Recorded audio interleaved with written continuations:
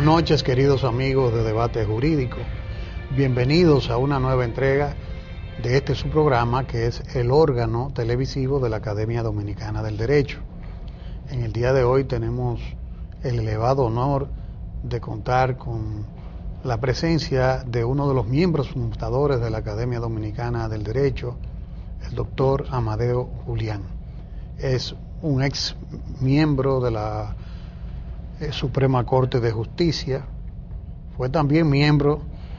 del primer Consejo Nacional de la Magistratura y es un jurista muy versado, pero que además de manejar la técnica jurídica, de ser lo que significa ser realmente un jurista profundo, es un apasionado amante de la historia. Y nosotros acabamos de celebrar nuestra independencia y hemos entendido que es pertinente compartir con ustedes muchas de esas conversaciones que a veces tenemos de manera informal con el doctor Amadeo Julián, y conversamos sobre temas históricos, sobre cómo nació la República, cómo fue nuestra primera constitución y cuáles fueron los primeros actos que tuvieron nuestros constituyentes. Cosas muy interesantes que hemos siempre tratado de dilectar y conversar con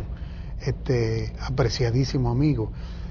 y hoy vamos a compartirlo con ustedes. Muy bienvenido a su casa, doctor Amadeo Julián.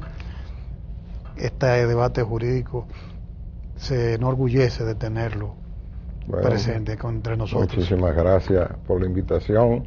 y por esas palabras introductorias, que le agradezco sinceramente, ya que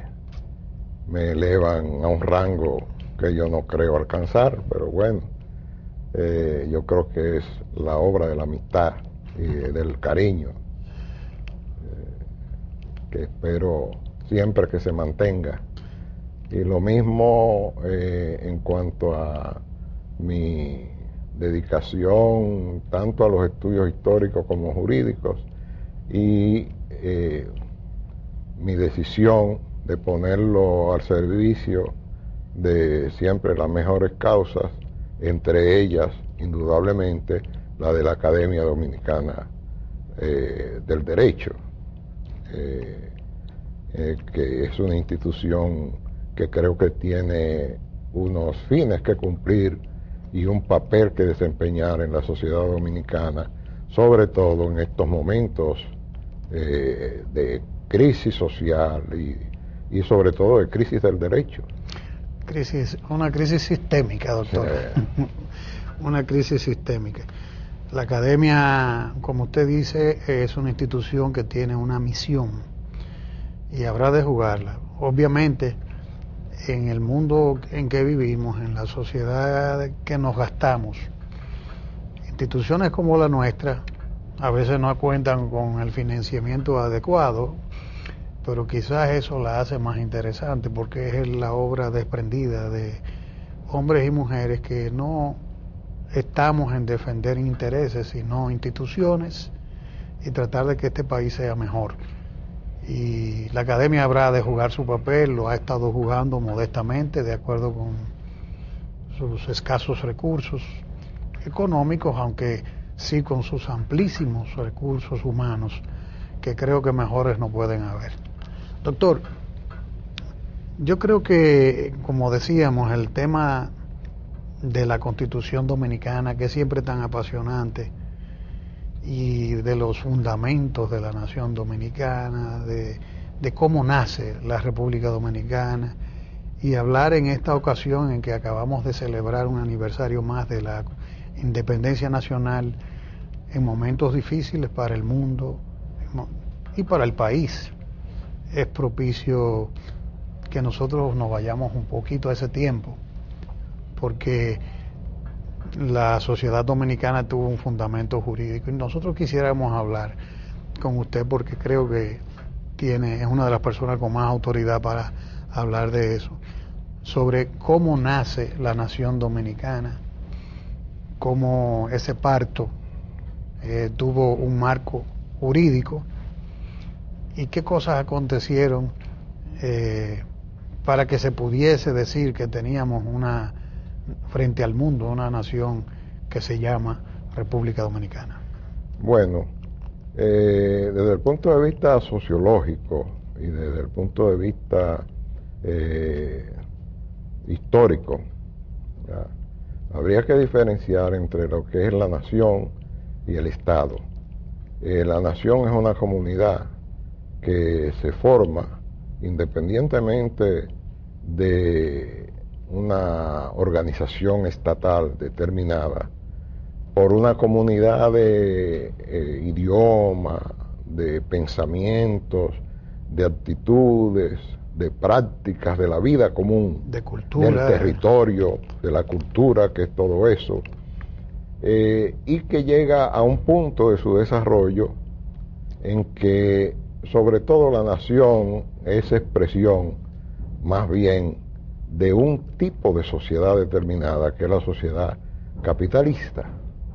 Esa es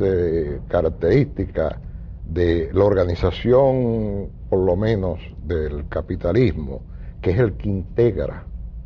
incluso el mercado nacional. Lo que se llama mercado nacional se integra con el capitalismo,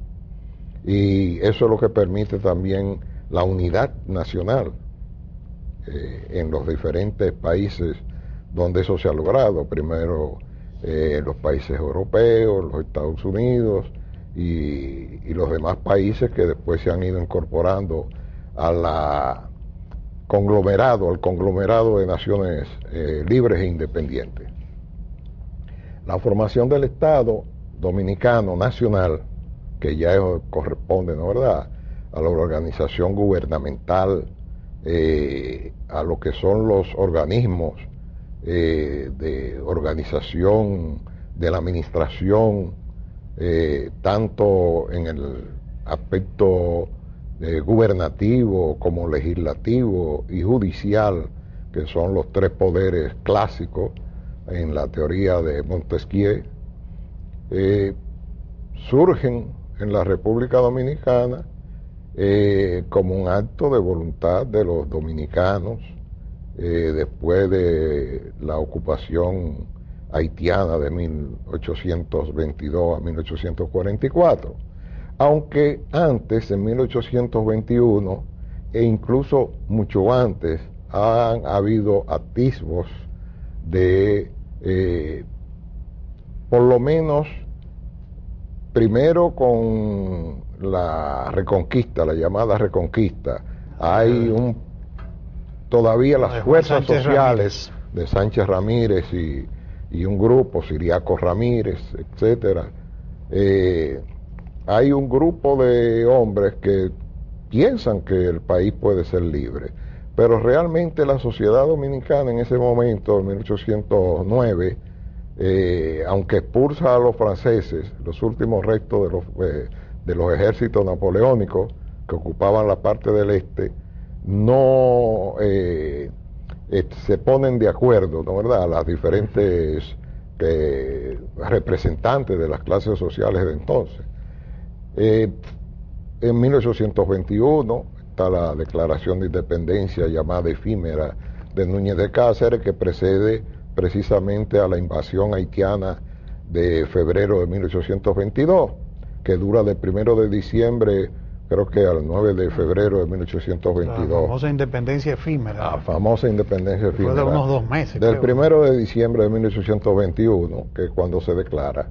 Y esa declaratoria también persigue unirse en cierto modo al concierto de países que se están en vías de independizar, ¿no verdad?, y que culmina en 1825 con la batalla de Ayacucho, pero con Bolívar, y aquí incluso hay manifestaciones de querer formar parte de la Gran Colombia, pero la Gran Colombia, que es un proyecto bolivariano, entonces también tiene sus conflictos internos, que creo que en el archivo de Santander se encuentra la comunicación que le dirigió Núñez de Cáceres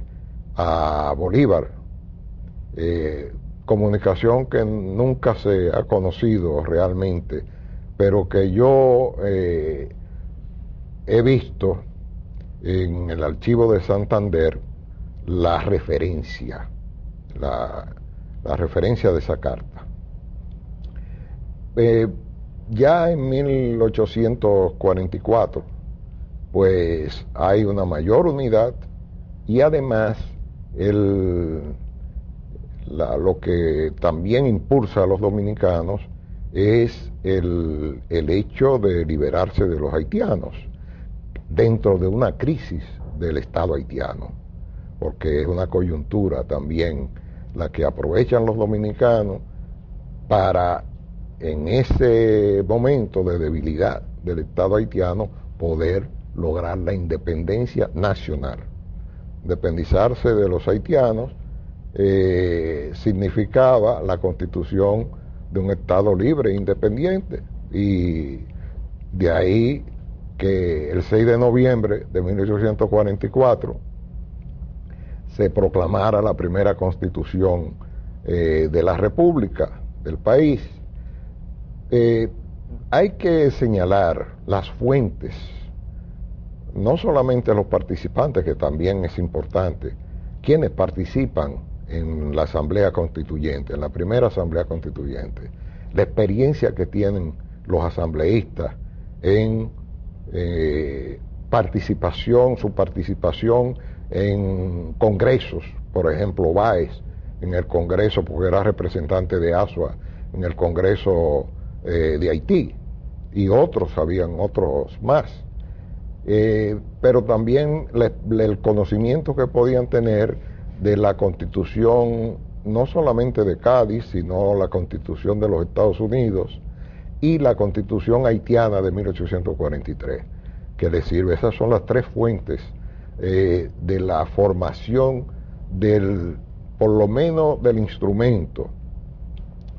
de la Constitución Dominicana de 1844. Las fuentes,